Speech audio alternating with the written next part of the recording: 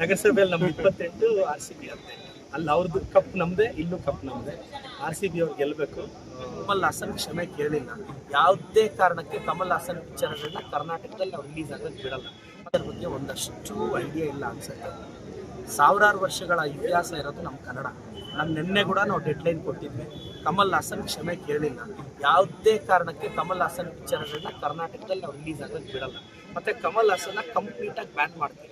ಮತ್ತು ನಮ್ಮ ಕನ್ನಡದ ನಟರಿಗೆ ಇನ್ನು ಮುಂದೆ ಕನ್ನಡ ಭಾಷೆ ಮೇಲೆ ಪ್ರೀತಿ ಇದ್ದರೆ ಕಮಲ್ ಹಾಸನ್ ಜೊತೆ ನಟನೆ ಮಾಡಬೇಕು. ಅಪ್ ಟು ಕಮಲ್ ಹಾಸನ್ ಸಾರಿ ಕೇಳೋರು.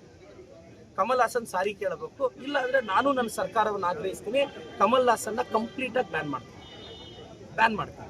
ಹಂಗೆಲ್ಲ ಅವ್ರ ಭಾಷೆ ಪ್ರೀತಿ ಇದ್ರೆ ಅವ್ರ ಭಾಷೆನ ಹೊಗಳ್ಕೊಳ್ಳಿ. ನಮ್ಮ ಭಾಷೆನ ತೆಗೊಳ್ಳೋದು ಹೆಂಗೆ? ಮೋಸ್ಟ್ಲಿ ಮೊದಲ ಜ್ಞಾನಪೀಠ ಪ್ರಶಸ್ತಿ ಬಂದಿದ್ದು ಕನ್ನಡಕ್ಕೆ ಅಂತ ಕಮಲ್ ಹಾಸನ್ ಗೊತ್ತಿಲ್ಲ. ಹೈಯೆಸ್ಟ್ ಜ್ಞಾನಪೀಠ ಪ್ರಶಸ್ತಿ ಬಂದಿರೋದು ಕನ್ನಡಕ್ಕೆ ಅಂತ ಕಮಲ್ ಹಾಸನ್ ಗೊತ್ತಿಲ್ಲ. ಭಾರತ ರತ್ನ, ಪದ್ಮಶ್ರೀ, ಪದ್ಮಭೂಷಣ ಜಾಸ್ತಿ ಪಡೆದಿರೋದು ಸೌತ್ ಇಂಡಿಯಾದಲ್ಲಿ ಕನ್ನಡಿಗರು ಅಂತ ಗೊತ್ತಿಲ್ಲ. ಸಂಸ್ಕೃತಕ್ಕೆ ಸ್ಫೂರ್ತಿ ಕನ್ನಡ ಅಂತ ಗೊತ್ತಿಲ್ಲ. ಜಗತ್ತೇ ಮೆಚ್ಚಿದಂಥ ಮೇಧಾವಿಗಳನ್ನ ಕೊಟ್ಟಿದ್ದು ಭಾಳಷ್ಟು ಜನಕ್ಕೆ ಇವ್ರಿಗೆ ಗೊತ್ತಿಲ್ಲ. ಮರಾಠಿ ಮಾತೃಭಾಷೆ ಆದರೂ ಅವರಿಗೆ ಕನ್ನಡ ಕಲಿಸಿ ಜ್ಞಾನಪೀಠ ಪ್ರಶಸ್ತಿ ಕೊಡಿಸಿದ ಭಾಷೆ ನಮ್ಮದು. ಫಾರ್ ಎಕ್ಸಾಂಪಲ್, ದರಾ ಬೇಂದ್ರೆ ಅವ್ರ ಮಾತೃಭಾಷೆ ಮರಾಠಿ, ಅವ್ರು ಕನ್ನಡ ಕಲಿತಾರೆ. ಅಂಥ ವ್ಯಕ್ತಿ ಕನ್ನಡ ಕಲಿಸಿ ಜ್ಞಾನಪೀಠ ಪ್ರಶಸ್ತಿ ತಂದಿದ್ದು ನನ್ನ ಭುವನೇಶ್ವರಿ ತಾಯಿಯ ಕೊಡುಗೆ. ಇದ್ಯಾವುದು ಕಮಲ್ ಹಾಸನ್ ಗೊತ್ತಿಲ್ಲ. ಕಾಂಟ್ರವರ್ಸಿ ಮಾಡೋದೇ ಗೊತ್ತಿದ್ದು. ಕಮಲ್ ಹಾಸನ್ಗೆ ನಿಜವಾಗ್ಲೂ ನೈತಿಕತೆ ಇದ್ದರೆ ನಮ್ಮ ಕನ್ನಡಿಗರ ಕ್ಷಮೆ ಕೇಳಬೇಕು. ನಾನಂತೂ ಮತ್ತೊಮ್ಮೆ ಎಚ್ಚರಿಸ್ತಿದ್ದೀನಿ, Kamal Haasan, if you are unable to ask the sorry, certainly ban you in Karnataka.